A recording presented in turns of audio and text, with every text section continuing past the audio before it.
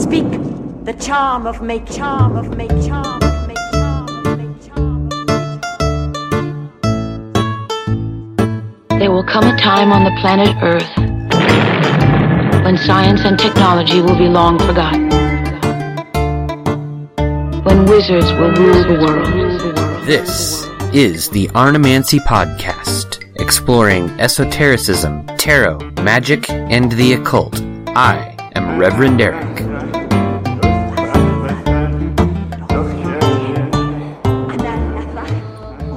Hello, podcast listeners.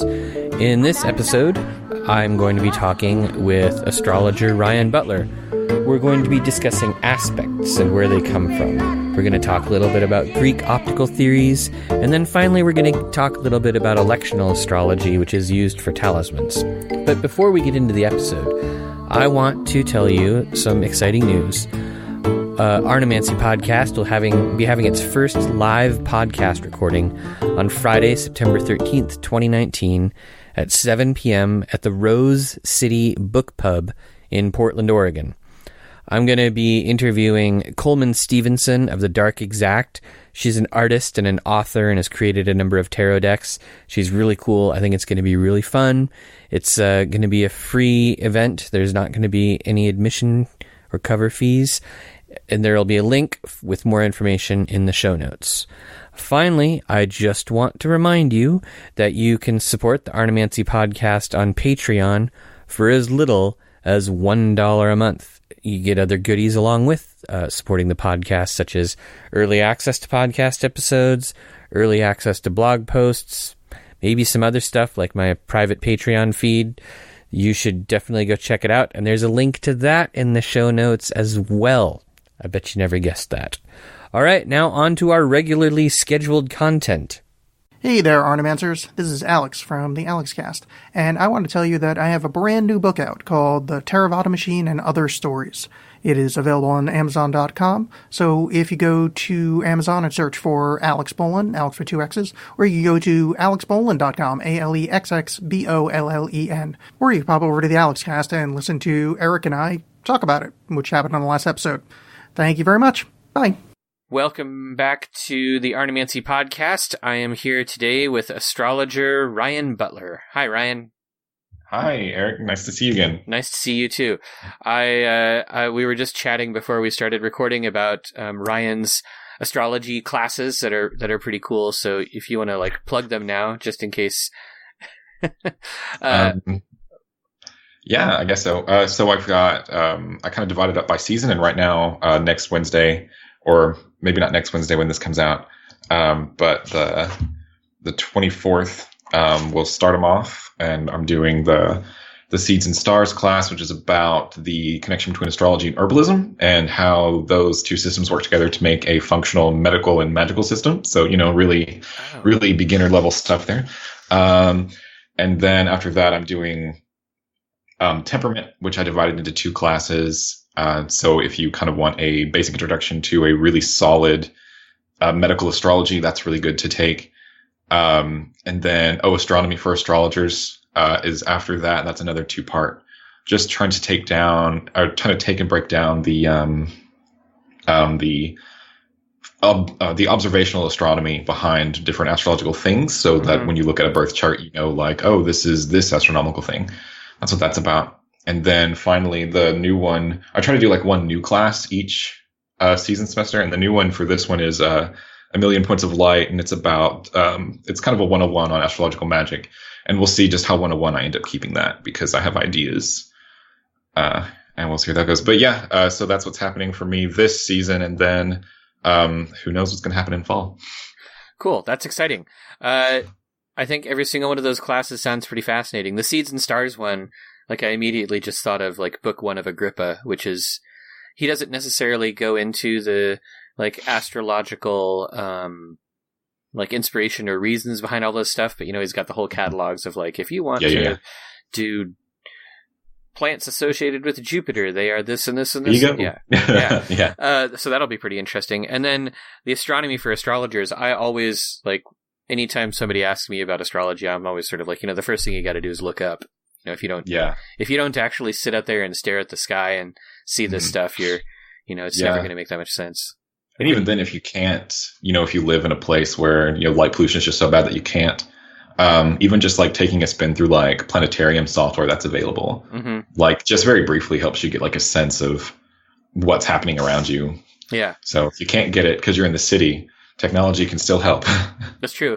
And, I think most cities, even though the light pollution can be pretty bad, you're still going to be able to see most of the planets the planets and the biggest, like Sirius, Canopus, like some of the really bright ones, you'll still be able to make heads or tails of. Yeah, and that's pretty cool. Actually, it kind of makes it a little easier in some sense. Yeah, because you have less things to look at.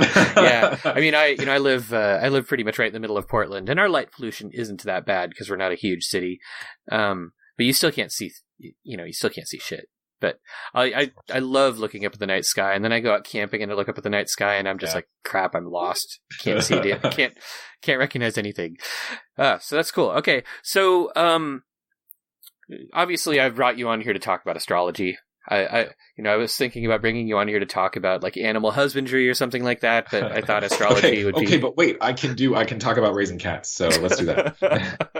I got that covered. Yeah. I'm here for your cat needs.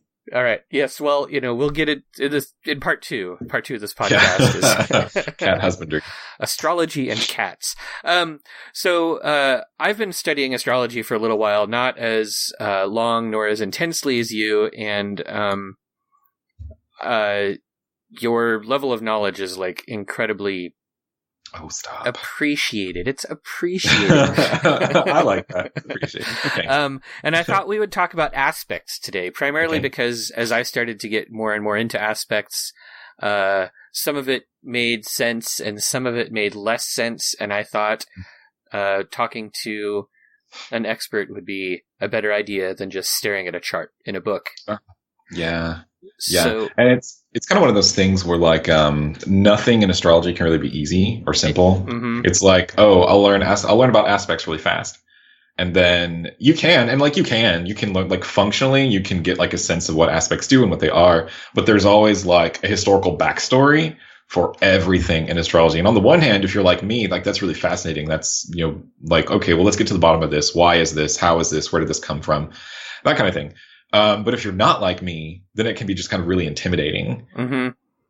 Yeah. It's kind of like to me, it's a lot like getting into like some sort of like series, like some sort of like TV show or something. And then finding out that there's like this backlog of like other shows that you should watch that like, that it builds off of, or like other, books or other media and things like that. And it's just like, can I just enjoy that TV show, or do I need to go and do all these things? And with astrology, you definitely do go and do all those things. Yeah, or you need somebody else to do it for you. Or someone else do it for you. That's an option. That's not a bad option. There's nothing wrong with that. Absolutely not. Because not everybody necessarily needs to know all of it. But yeah, not everybody needs to know like William Lilly's name or something like that. Yeah, and that's just sort of like a larger conversation about accessibility, or like what, not necessarily accessibility, but just like how into astrology are you as an individual going to be? And that's fine. Whatever you decide to do, hobbyist or, extreme sportsman of astrology and anywhere in between. Yeah, it's true. I mean, I think about this a lot because, especially if you spend time on Twitter talking to astrologers, or if you look around at some of the like big names in astrology, they really have encyclopedic levels of knowledge. But for me, most of the astrology that I'm interested in is sort of electional stuff for astrological magic. So I don't necessarily need to have, or at least I haven't felt the drive to collect all of the, like natal astrology stuff. And even though it all ties together, like how complicated does it always need to be? Right. So, yeah. It's always, get in, get what you need, and get out. Yeah. But that rabbit hole is always there. Oh, it's there. Yeah. I think there's probably a rabbit in the sky too, isn't there? Is there a rabbit asterism? I can't even remember. I don't know. I know that the moon rabbit from Asian folklore. Oh yeah, that's right. Yeah, I forgot about that. So aspects. What is an aspect? So, and actually there is a rabbit constellation now that I think about it. Yeah, I was thinking there was. I just can't remember where. I can't either. It's not one of the important ones.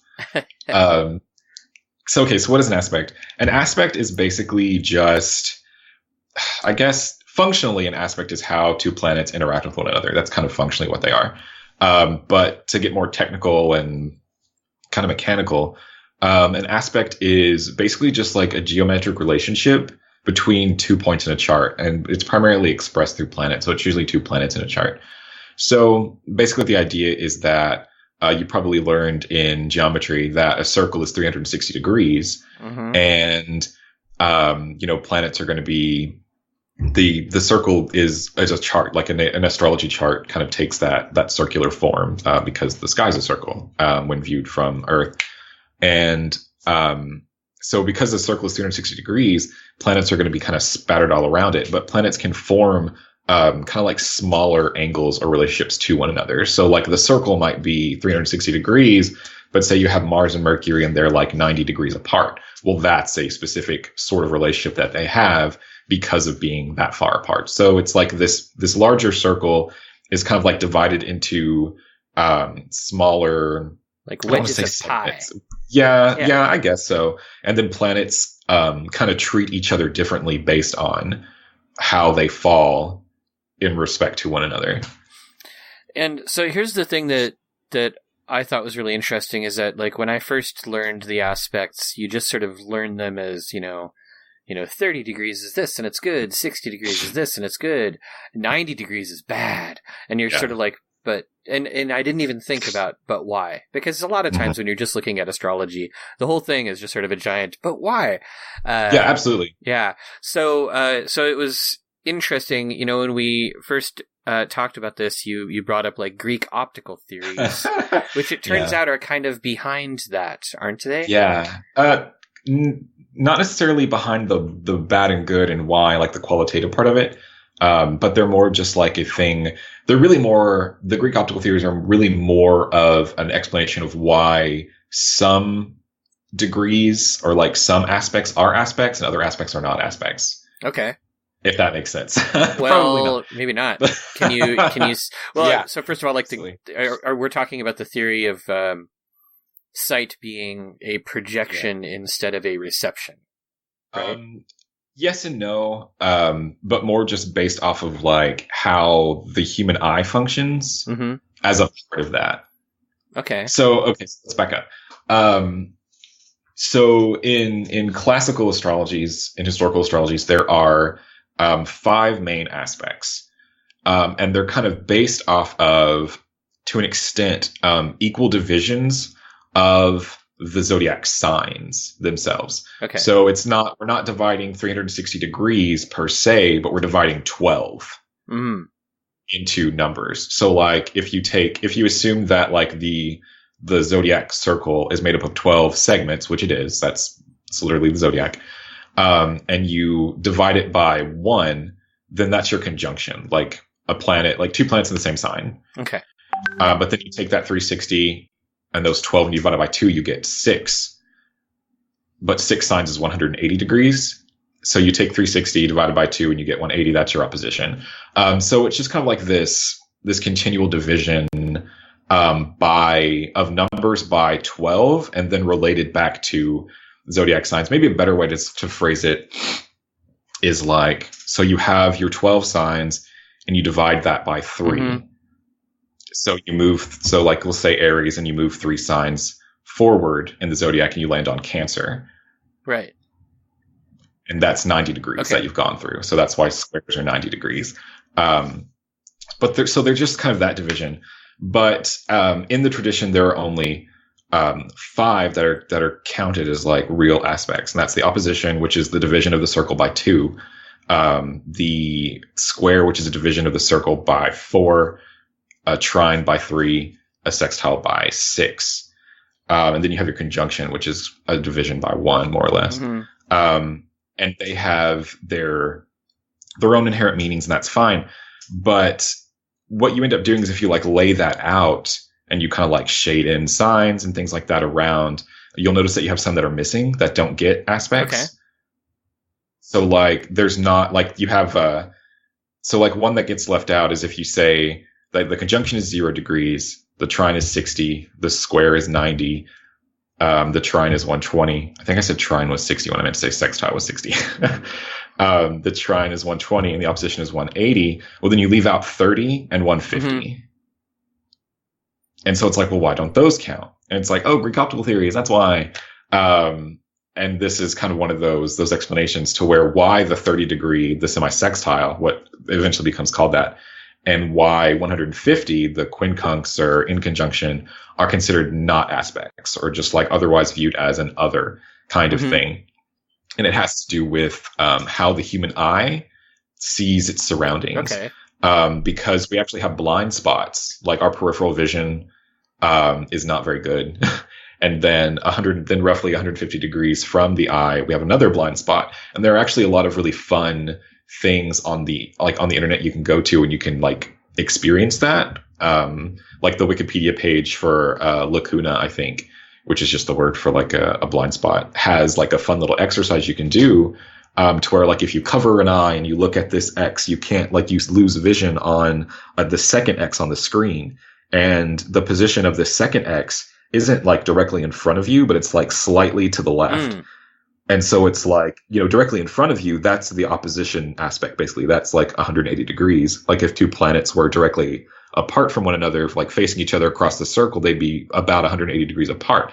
But if you had a planet that was like slightly to the right, well, that's closer to like the 150 degrees, just kind of like one sign over.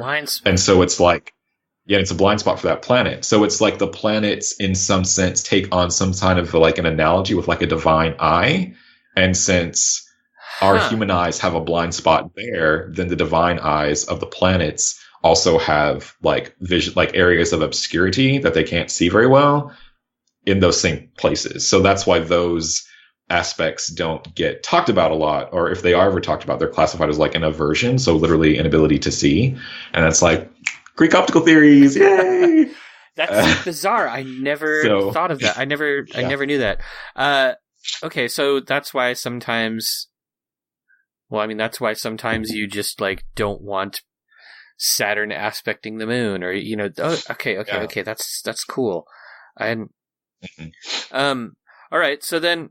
Well, that's also why you hear things like, you know, when you're, you know, taking it back to your interest in like electional astrology, when they're like, hey, if you have a malefic planet, put it in the 6th house. Well, if a planet's in the 6th house, it can't aspect the ascendant. Yeah. Because they have that 5 sign apart relationship, usually, to where it can't get in the way. So that's why they're like, just stuff it here, or in the 12th house where it has a similar, like it has a similar, that 30 degree peripheral inability to get involved. So that's where that comes from. That's fascinating. I really did not know that at all. Okay, so then why are some aspects considered good and some bad? So this leads us to another fun thing. And I might actually have to write this down as I talk about it because it gets a little weird. So there are kind of two historical ideas about where aspects get their nature from. Let's go this way. So kind of traditionally you have your good aspects are going to be your sextile of 60 degrees apart. And then your trine of 120 degrees apart. So obviously if the 60 is good, then double the 60, 120 is also going to be good. Okay. Like that makes sense. And then your bad aspects, your more complicated, dangerous aspects are your square, which is 90 degrees. And then your opposition, which is 180 degrees, and kind of following the same logic. Like if 60 was good, 120 is good also because it's two 60s. 90 is bad, then 180, the opposition, is also bad because it's two 90s. So you kind of have the same idea. But then your fifth aspect, and for this one you can get kind of pedantic because the conjunction isn't really ever talked about as an aspect. Aspects are usually talked about more like vision, like seeing something else, because we're going back to that idea of the planets being eyes of the divine and their lights and being able to see one another. So conjunctions aren't really like a planet seeing another planet. They're kind of like being on top of each other. So there's like a bodily thing involved. So they're not technically aspects, but like whatever, they're aspects. It's fine. But the conjunction, because it's more of like a blending, is a bit more neutral inherently, and it's more about like, well, who's involved, who are we blending with, and that kind of thing. So it's Okay, a little bit harder to be like conjunctions are bad, but it's just like conjunctions with Saturn are bad. Conjunctions with Jupiter are good. Like it's more of that kind of thing. Who's involved? But so we have so that's kind of our classification of aspects. Trines and sextiles, good. Squares and oppositions, bad. But there are two different ideas behind why that is historically, and one of them is right. Is how I'm going to say it. Okay. Give us both of them, and then I'll guess at which one is right. Okay, we can do it that way. So one of them is based off of the elemental qualities of the signs involved. And this is one that is talked about by Ptolemy, actually, in his Tetrabiblos, so 1st century AD. And his idea is basically that sextiles and trines are good because the signs that aspect each other by those aspects have a quality in common. So like Aries and Gemini are in a sextile aspect. Aries is a fire sign. Oh, and then you have to learn, oh my gosh, this is just ridiculous. So not only for aspects do you have to learn Greek optical theories, we have to learn Greek elemental theories too, because it's fine. Everybody knows Greek elemental theories, right? You got the dries and the colds and the moists and the exactly, and the hots. But yeah, that's what we're getting into now. So Aries is a fire sign, so it's hot and dry because fire is hot and dry. And then Gemini is an air sign, which is hot and wet because that's what air is.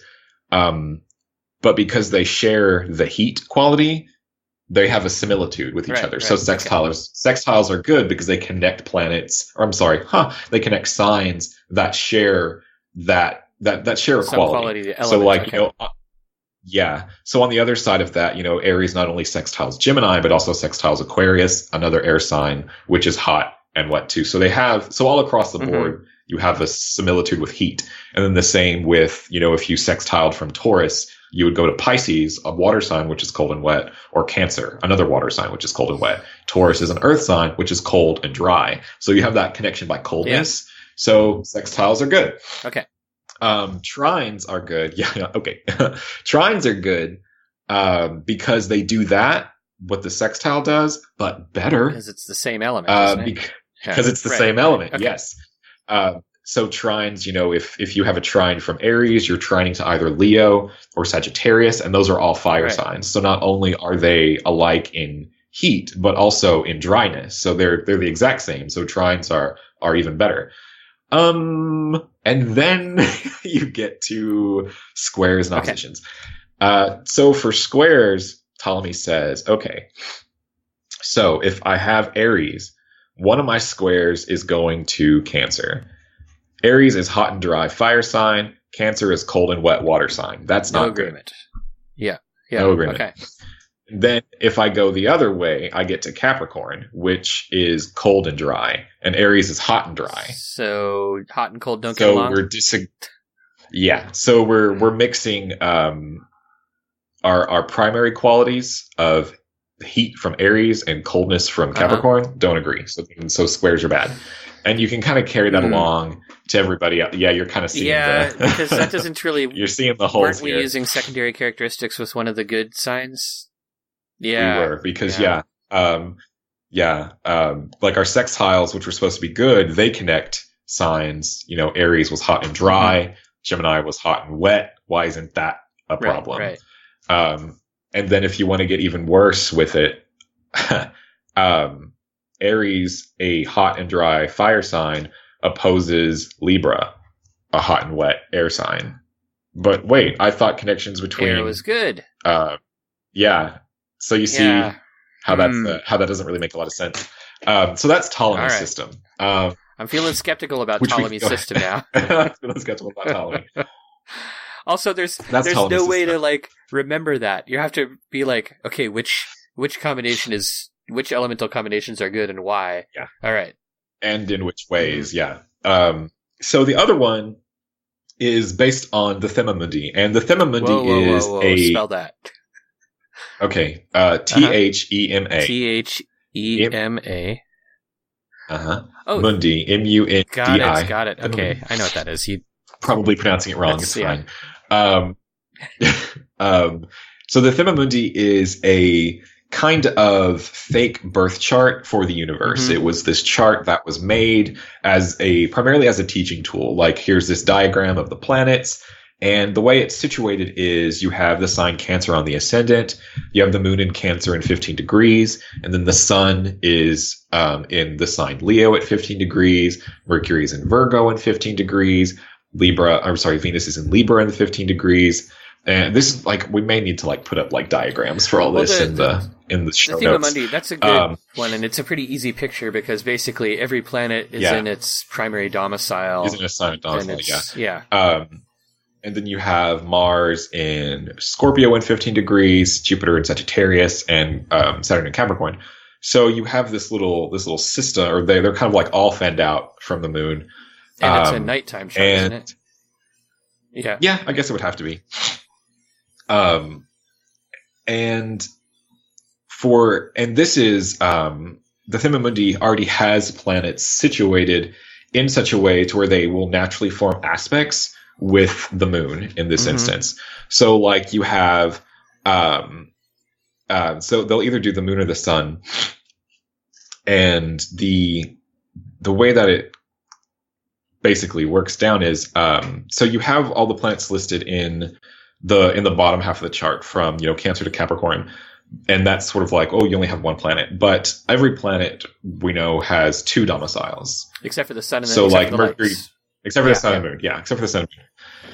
So usually when you'll see like kind of the bare bones Themamundi, which just has the 7 planets, but then a lot of astrologers will go ahead and write in the planets in their other signs. So it's not just Mercury in Virgo, but they'll also put Mercury in Gemini, and Venus not just in Libra, but also in Taurus, just to kind of like fill out the chart and show not only how the planets are arranged by their domiciles, because, Venus rules Taurus and Libra, but also to kind of more carefully illustrate the aspect doctrine that's within it. So when you put the moon in Cancer and you put Venus in Taurus, well, that's 2 signs apart. Right. So they're sextile one another. But then if you have the sun in Leo and Venus in Libra, they're also 2 signs apart and sextile one another. And so what the Themamundi does is it creates these mirrored aspect relationships between the signs of the sun and moon and the signs of the other 5 planets. So if you have Mars in his domicile of Aries, well, that's a square to the moon in Cancer. Right.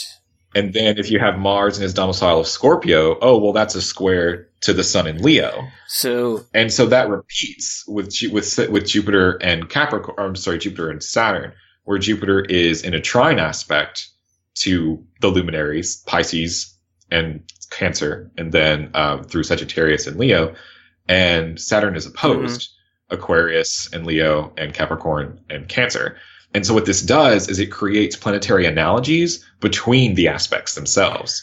So it's not that sextiles are good because they're 60 degrees and that's good because they connect signs of the same element.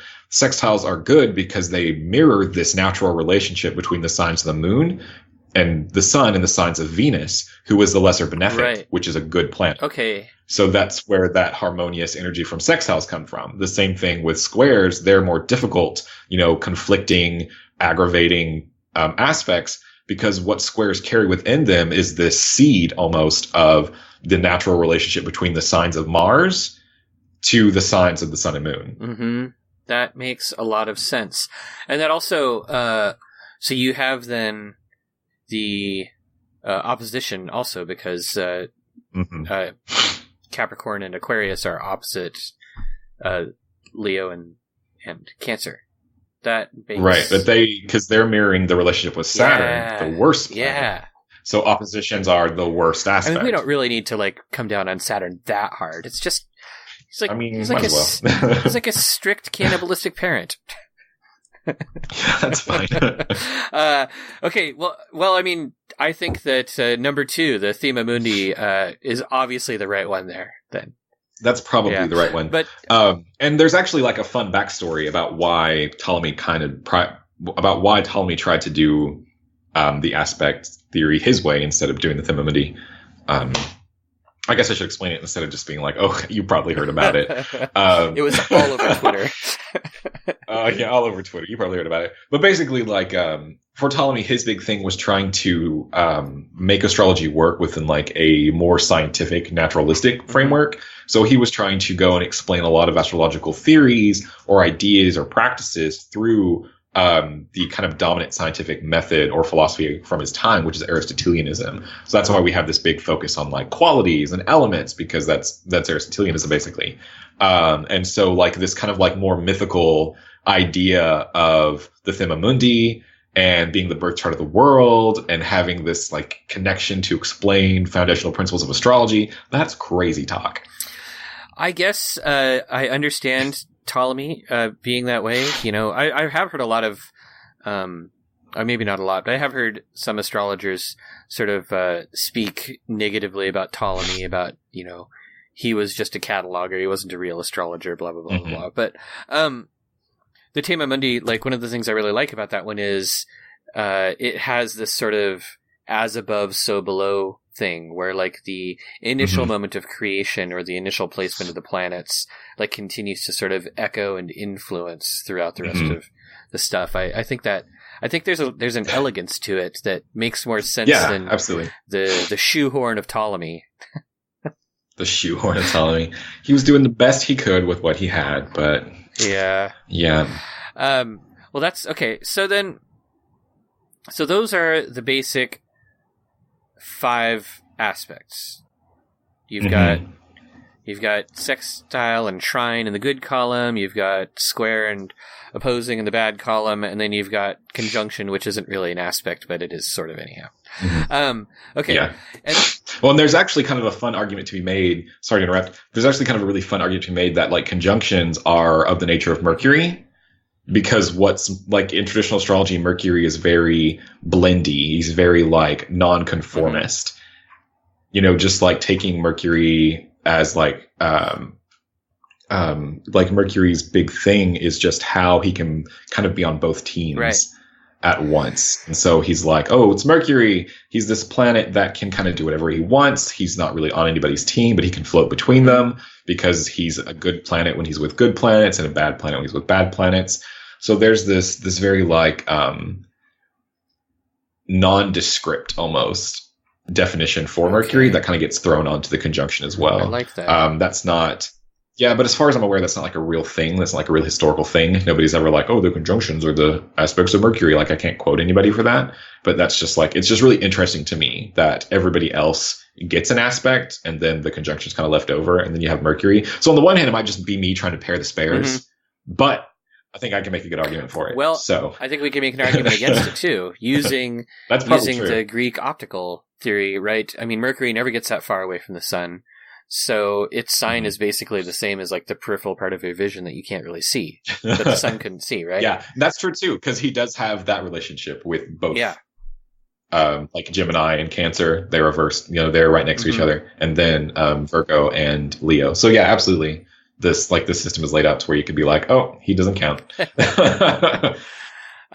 let's hear yours. Let's hear your argument for it. Oh, I mean, that was basically it. They both just have like this like nondescript like blending, could be either way based on circumstances, based on external circumstances. That I think is a very interesting similarity. Yeah. Okay. So that makes sense. I like that breakdown. I like that connection to the Thema Mundi. That actually helps it sort of coalesce for me. Okay, so then, what about triplicities? What about triplicities? Mean, they're an aspect, aren't they? Or are they sort of not an aspect? I guess they're... Well, a triplicity is just a connection by trine aspect. Yeah, that makes sense. So it's like you have Aries, which is trine Sagittarius, which is trine Leo, which is trine Aries. So like this, big triangle. And they're all fire signs. But it does seem like the connection or the grouping of signs by triplicity came first. So you think we had triplicities before we started looking at aspects? And we had. Okay. Yeah, absolutely. Because one of the big thing is like we don't really know where aspects came from. Oh. Like we don't know at what, like we kind of know like at what stage of the game aspects started to become involved in astrology, because like originally astrology, Babylonian astrology that was natal astrology was just a priest would go and look up your birth date and write down the planets and what signs they were in. And that was your astrology chart. We didn't have houses. We didn't have aspects. We didn't even really have the concepts of like dignity and debility originally. It wasn't until we get into, Hellenistic astrology itself, around the first century, that we start to see a lot of the concepts, like the birth of horoscopic astrology, where we really see an astrology that mimics what we do nowadays, or maybe not mimics, but like you see an astrologer nowadays would understand or know what was going on back then. Like, and even vice versa, like an astrologer from the past could see one of the charts that we work with contemporarily and be like, oh yeah, the 12 houses, the signs, the aspects, I get this. They might be confused by like people who include Uranus, Neptune, and Pluto. Like, what are those? But otherwise, like they'd have a pretty solid understanding of what we're doing. So at some point, aspects enter the game, and we don't really know where. But we know within as far back as we can tell, we have a first century author named Antiochus of Athens who wrote a book that had a lot of like the basic fundamental definitions of astrological techniques or principles or ideas in his work, The Introduction or the Thesaurus.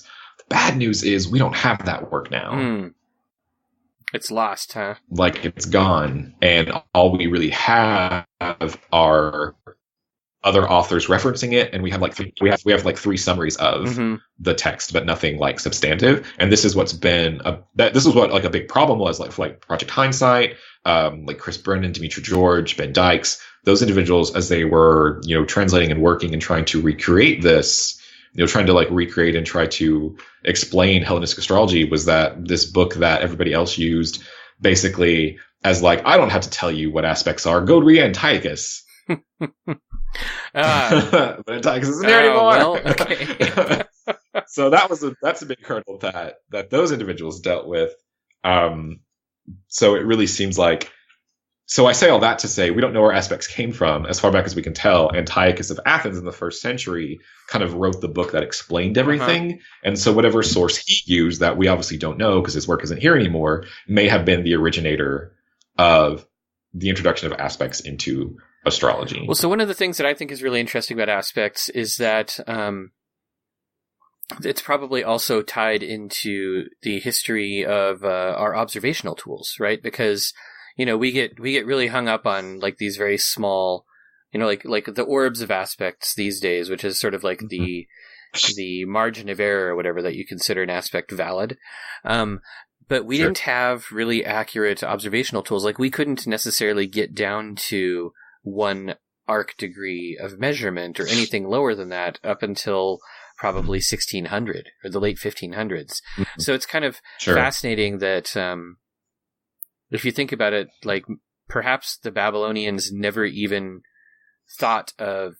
Oh, they were totally wrong. About placements all the time. I'm sure. Well, I mean, imagine trying to keep track of Mercury when you can't even view it all the time. I mean, that's got to be tough. So it could be that aspects didn't start to develop until we started to deal with that type of math. Radial measurement and degrees and all that kind of stuff. Yeah, I mean, potentially, but the Babylonians are the ones who invented the 360-degree circle. Yeah. So they laid our foundation, even for aspects, in a way, like in a really like fundamental way back then. But we know that they didn't talk about the planets being that way. Like they didn't talk about the planets being in geometrical relationships, even with that like foundational geometric decision, basically. Like that didn't come until the Greeks. So then the Greek optical theory was sort of possibly laid over the aspects before they were developed, or might have even been the inspiration for the development of the aspect idea, the aspect concept.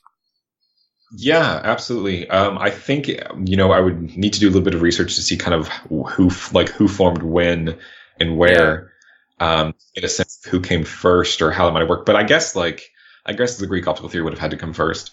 But yeah, and so the Greek optical theories, there are basically 2 of them, and it's basically trying to answer the question of like, how can people see? like how functionally does the eye work? And there were two ideas. So the first one was the intermission theory, and this was the idea that light entered the eye, like pictures entered the eye and were formed, that way. Like there was like an entry of light or of rays or something into the eye. And it was this word rays is really important. It's a word that pops up a lot in astrology and magic. Rays are big. They're a big deal. And rays are basically just like a shorthand word for an influence of some kind. So we have our light rays, which are an influence of light, or our planetary or celestial rays, which are a celestial or planetary influence, and kind of like in a very direct manner, like Saturn sends his rays down and Saturn things happen. So it's kind of that idea. So the intermission theory of Greek optical theory is that the rays of light enter the eye, and pictures form that way. Then we have the extramission theory, which is kind of the opposite, to where like the eyes work like flashlights almost, and like send out rays which bounce off of things and come back, and that's how we view things. And so obviously the intermission theory is the one that kind of won out in the end, the one that was like proven to be true.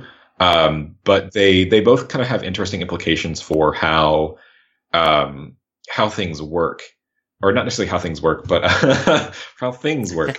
For how different things in astrology work, or like how different philosophical things work. But a lot of them are actually based off of the extramission theory, to an extent, I guess. Well, because objects can cast rays too. And this is where basically like talismanic magic comes into focus, or like how it works.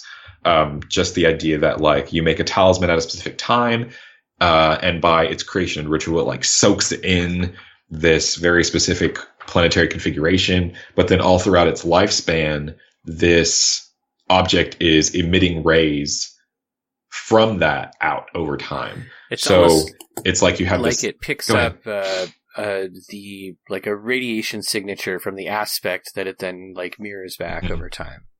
Like, okay. Just kind of like slowly emits back out, and so things that come in contact with the rays are affected by it.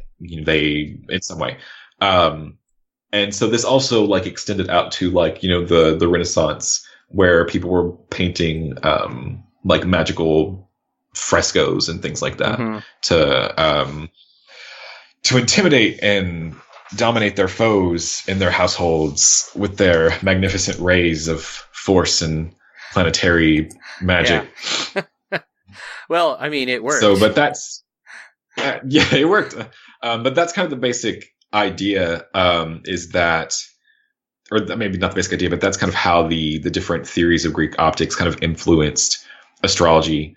Because you have these divine eyes that are the planets, and they send out rays of their own influences, to one another. They have to interact with one another through the aspects, through the geometrical relationships that planets have with one another.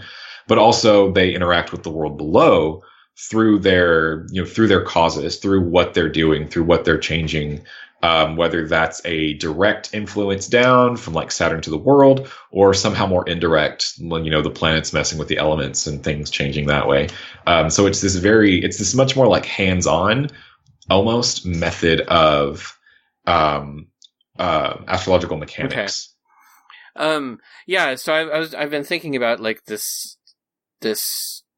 extramission theory and the way that the aspects would then affect people, because it wouldn't just necessarily, it would be almost like the angles that the planets had to us, where they would create different types of interference or different types of, well, I don't know. That's a good question.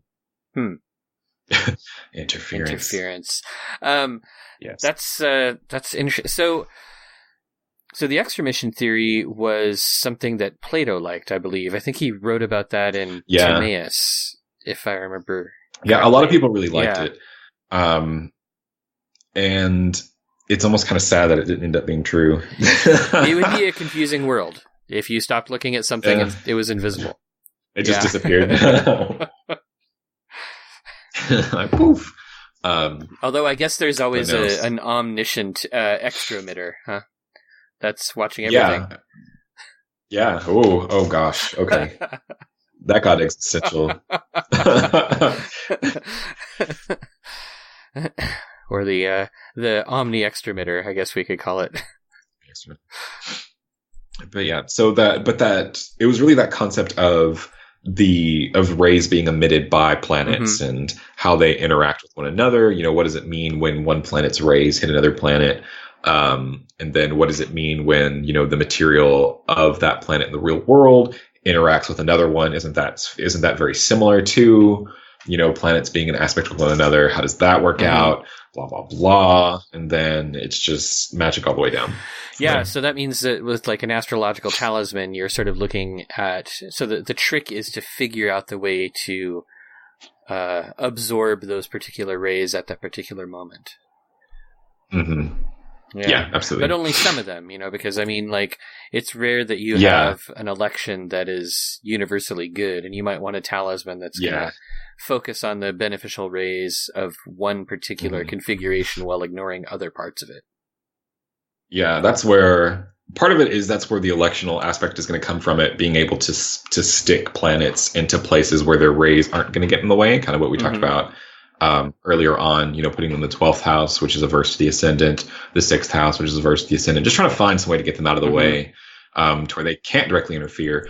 Or if you're not able to, this is where your choice of material comes more into play, because it's not just that everything in the world is like a neutral thing, but everything in the world. So like not everything in the world is neutral in that it's equally open to the rays or influences of every planet. Everything in the world already comes into existence being more on somebody's side than everything else. Okay. Yeah. And this is where you get into like the symptomatic theory, like sympathetic magic. Like if you want to make a talisman for Jupiter, but you've got like this pesky Mars thing happening, how do I focus in on that? Well, on the one hand, you can elect your chart to get Mars as far out of the way as possible. On the other hand, just make sure you don't include Mars material, because then it's not going to be as open to accepting Mars's influences because they're not on the same team initially. Yeah. Oh, that's an interesting insight. I like that. So when we last talked back on My Alchemical Bromance, we talked about, I was telling you, or I was asking, is there some sort of handy election checklist? And you were like, oh, no, don't use a checklist. And I was like, for a long time, I was like, you know what? I disagree. I think you can use a checklist. So I tried to make one. And I think that mainly, even better than a checklist would be a pro and con list for an election. So, some of what you're saying, if your list of cons is too big, find ways to get some of them out of the way, like adjust your chart or adjust your timing so that, you're interfering. I'm not, okay, so I'll concede a little bit. I'm not super against the checklist because I'm actually a little embarrassed that you kind of called me out that way, because a lot of times in classes or in my electional videos or where I'm talking about talismans, I'll say check boxes, just as so I'll be like, oh, this checks this box and this checks this box, because there are fundamental things that you're looking for that you could check off. And we were talking about a Picatrix election earlier, and it totally says here's a shopping list of the things you need, but it's even those little things are never complete, because there's also things that you absolutely do not want to have. So you still have kind of a pro and a con list where you're... you're still kind of weighing that. So I got all my boxes checked, but this box means I have to have a square of Mars involved. Is that something I really want to get myself involved in? Yes or no? Sometimes you will, because desperation is terrible. And sometimes you won't. Yeah, it always makes... So, the first time I did any sort of planetary magic was probably back in, maybe 2004 or something. But it was before it was before astrology got popular. So... It was before astrology. Well, astrology was there, but I didn't know about electional astrology back then. But I made, Venus talismans. You know what? I probably, if I had really paid attention to Agrippa, I probably would have... No, it was such a big book. But I remember making a Venus talisman or maybe a Jupiter talisman or something, and just being so disappointed. I was like, this is the most useless. I spent so much time working in this and it's useless. But it's probably because I had no idea about elections. Yeah, that's It important. is. Yeah, well, it's definitely important. And, I've had far more success in modern times, paying attention to elections. Contemporary times. So, But yeah. tell me, what's your process of finding an election? Do you just sort of make yourself a giant pot of coffee and sit down with an astrology program and like tick through the days and... It's my alarm clock or my clock. It's Clink clink. It's gonna do this. Right. I actually got it for a Christmas present for my husband. And so he stuck it in your office. And it's like in the room back there, but yes, it's very, very audible from here. That's cool. So I low-key kind of hate it because it sounds like a Christmas thing. Like it sounds like a weirdly electronic Christmas thing. And I thought it was going to be like a real like grandfather clock, like with but I got this. Oh, well, Here I am now. Okay. So how do you find elections? Cause you're doing an election, video. What is it? Once a month right now? I try to do it. It's supposed to be released on the new moon and the full moon. Yeah. And I was doing it really well for a while, and then like real life stuff blew up, and I couldn't like bring myself to do it. So now I'm trying to get back on the bandwagon with it. But yeah, it's supposed to be a full moon and a new moon release. So I try to do two, roughly like one about every 2 weeks. And that actually makes it a little bit easier for me because the period of time is much smaller. Like I can just kind of go through and kind of do my thing in much smaller periods of time. To where to me it's much more digestible. But for that, I really focus on, I focus a lot more on Lunar Mansion talismans because they're easier to get. All it really, like the bare bones is like get the moon in the mansion and then make sure she's aspecting the right planet. So aspects are very important. Planetary aspects are very important in electional, or in astrological magic as well. Because if I'm trying to do if I'm trying to find a mansion or an election for like the third mansion of the moon for the acquisition of all good things, you want the moon's aspect to mimic that in some way. So you don't want a square to Mars because squares are difficult and Mars is difficult. And there's not good things that can come out of that. But like trines to Venus, sextiles to Jupiter, conjunctions to Jupiter, like those are more within the spirit of what you're looking for. So that's that one is primarily I'm looking for the moon in the mansion, applying to a good planet, Mars and Saturn out of the way. Yeah. It's pretty simple. But even though it's simple, doesn't mean it's easy to find. That's true. Because all kinds of things happen to planets. The moon will be in a mansion and she'll be applying to a retrograde planet, which is a no. She'll be applying to a combust planet, which is a no. She'll be applying to Mars, which is almost always a no. Like there's always something. Or something. I mean. Unless you there are some mansions where like applications to Mars are fine, like that's fine, but it's just like the right one at the right time, and that's the hard part. And then so I primarily a lot of the magical elections I share end up being Lunar Mansion in nature, just because they're a little bit easier to get. And then I'll do fixed star talismans, which are also a little bit easier to get. Provided that the big problem with the fixed star talismans is that you have to get the star like on the midheaven or the ascendant with the moon applying to it. And a lot of times what will happen is it's very like location based fixed star talismans are. Because like for me here in Texas, if I'm electing for, whatever star, let's say Algol for whatever reason, because it's the first one that came into my head. Well, Algol is at 24 degrees Taurus. But if by the time 24 degrees Taurus gets to the ascendant that day and the moon's at 25 degrees, I've missed it. Okay. You need a really tight conjunction. I just need it to not be separating. Oh, yeah. Okay. That makes sense. Yeah. Oh, and this is another thing about aspect theory that we probably should have mentioned. Applying and separating. I totally forgot. Sorry. Yeah. So you'll have aspects that are applying or getting closer to one another. So like my example with the Algol talisman thing, like if Algol is at 24 degrees, then I want the moon to be, 20 degrees Taurus, 21, 22, that getting closer, that moving more forward, that's the applying. But if the moon's at 25 degrees, then she's moving away from that point. So she's separating out from that. Like she's leaving that influence behind. And you don't want that. You definitely want that accumulation, that building up to. So, and that's pretty much the same for any kind of talismanic thing. Like, it's always the applying aspect that you want. You want it to build up to something, unless you're trying to banish something, in which I guess paying attention to separating aspects could be useful, but I would still focus on that coming up next. Like, what's happening next? What am I getting into next? So that's a whole nother. How do you keep track of where all the fixed stars are? Do you have software for that, or do you just? I just keep track of 15. Oh, okay.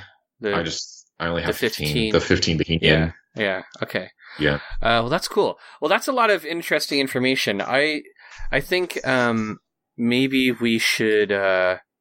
We could probably wrap up the episode right here. I think we've been talking for about 45 minutes, and everybody's brains are going to be so full that they're probably going to turn it off right around now. So why don't you tell people about where they can find you on the internet? Okay. So I'm pretty active on Twitter if you want to hear my random thoughts about things. And every now and again, I post astrological content. If I get upset enough by somebody posting bad astrological content, that's my go-to. The old Ryhan Butler flame war. No, not necessarily that. It's more like the good old choleric motivation. Yeah. See somebody else do it bad, so it's like, okay, I got this, guys. So I'm really active on Twitter, and then the website, medievalastrologyguide.com. And I'm trying to do a lot more on YouTube than I was before. One of the big things that kind of what we've been talking about is the magical elections videos. Trying to get those out better on the new and full moons. And part of that is just because I want people to, I know that like electing charts is a skill that takes practice. And that's often a lot of people's, like, that's where people mess up. They elect a bad chart, or that's where they have like bad experiences with things, or just kind of like get caught up on like the minutia of things that aren't necessarily that important, but they read that it was important in one specific place somewhere online or in a book. And it's like, oh, it's really not that big of a deal. Because I think a lot of times newcomers especially get very caught up on trying to make charts perfect. Right. And if you've spent any amount of time trying to elect, that's just not going to happen. You're not going to get a perfect one. And if you wait for a perfect one, you're never going to practice. And it's also easy to, like, if you absorb too many sources, you'll start to find conflicting stuff, and it just throws you into electional paralysis, I guess. Yeah. Absolutely. And so that's really why I wanted to do that series, was to give people like, okay, here are some elections coming up. This is what you can use them for. If you need this, knock yourself out. But even then, like, the charts that I share, not all of them are really good. And I try to be like very transparent about that. Like, hey, this is happening. It's a decent time, but there's this other thing. Make your own decision about whether or not you want to go forward with it. And then here's, information of what you need to do and how to do it to make it. So if you're interested in getting started, in planetary like talismans or even petitions and things like that, go check out that series. I'm looking forward to see how that goes on, because I don't just, it's basically into two parts. In those videos. The first part is usually I will talk about something related to astrological elections, as kind of like this is my opinion on this, or like a primer about something. Like this last one, it took place during a lunar eclipse, so I talked about eclipse things just kind of briefly. And then the second half is more about, okay, here are the charts that we're talking about and what we can do with them. So even if it's even older episodes of it, to where like those elections have already passed and we can't use them, like still that first part might have some information in it that a viewer may not have been familiar with, and to go from there. Well, yeah, and also like this is a rough year for elections. It is. It's not. Yeah, easy. there's a ton of nasty space weather happening. So seeing your examples is really helpful, because especially for beginners, looking at when they're going to look at a chart and they're going to be like, oh shit, everything is in the wrong spot terrible right now. But seeing ways to mitigate those problems, or how you can, still get creative with elections, I think is incredibly helpful. So that's cool.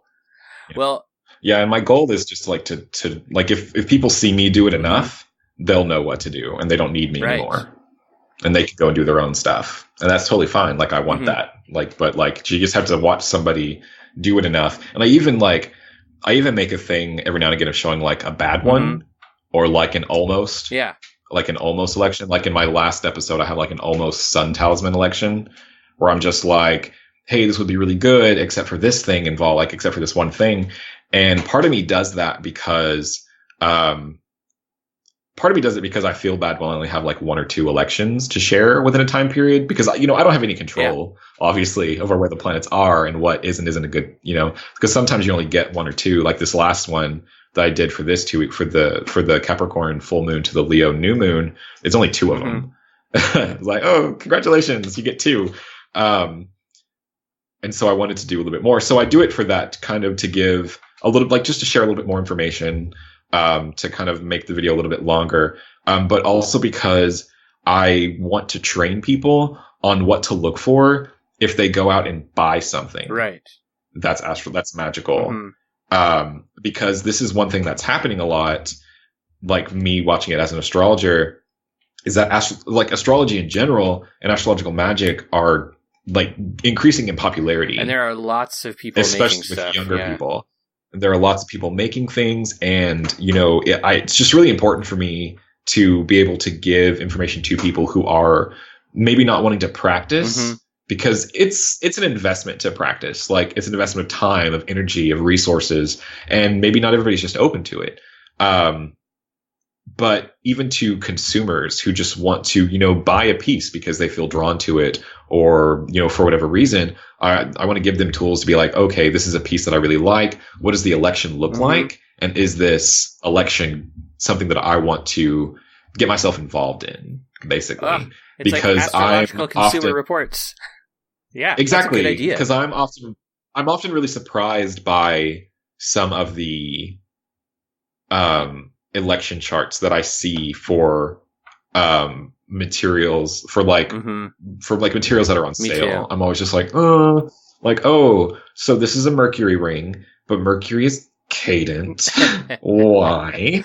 Like things like that, like things that are very obvious to me, because I've been doing it for so long, but people who are new to it maybe don't know if I can just like mention, like make the planet angular as many times as necessary until somebody's like, oh, Mercury's not angular in this chart. Maybe I should wait to find something else. So that's another fun thing, because like you can get really into, the rules of the charts and like how you're supposed to make them, but there's a really good chance that you're always going to overlook something. Especially when it comes to like planetary aspects, it's really easy to not notice. Oh yeah. A planet being like just to get really tunnel visioned on a thing, and so just like the take a step back, slow down, look through it more thoroughly, because that the Saturn square you didn't notice is going to manifest in some way, like it's going to be there, and it's just you have to make that decision of, I'll do it even if the Saturn square is there, or I can wait. Yeah, that's a good point. That's I love the idea of having sort of like the example of negative elections or bad elections, where you could be like, this one won't work because of this, but you go forward. Or maybe not just like it won't work, but like isn't as good, not as potent, not worth spending $400 on. Yeah. Like that kind of thing. Like maybe don't make a gold sun ring, but maybe make the oil or the ointment of the sun we were talking about before we started this. Like there are other options for a lot of these elections that you can use that aren't as, we'll say, permanent. Right. So yeah, well, absolutely. Oils are good ones because they can run out. Or you can get rid of them. You can pour it down the drain.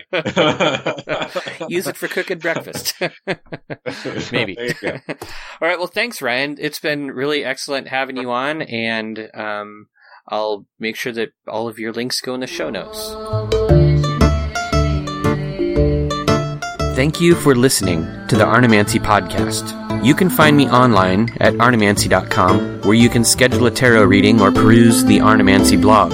You can subscribe to this podcast on iTunes, Stitcher, Spotify, or your favorite podcatcher. If you like this podcast, support it for just $1 a month through Patreon at patreon.com/Arnemancy.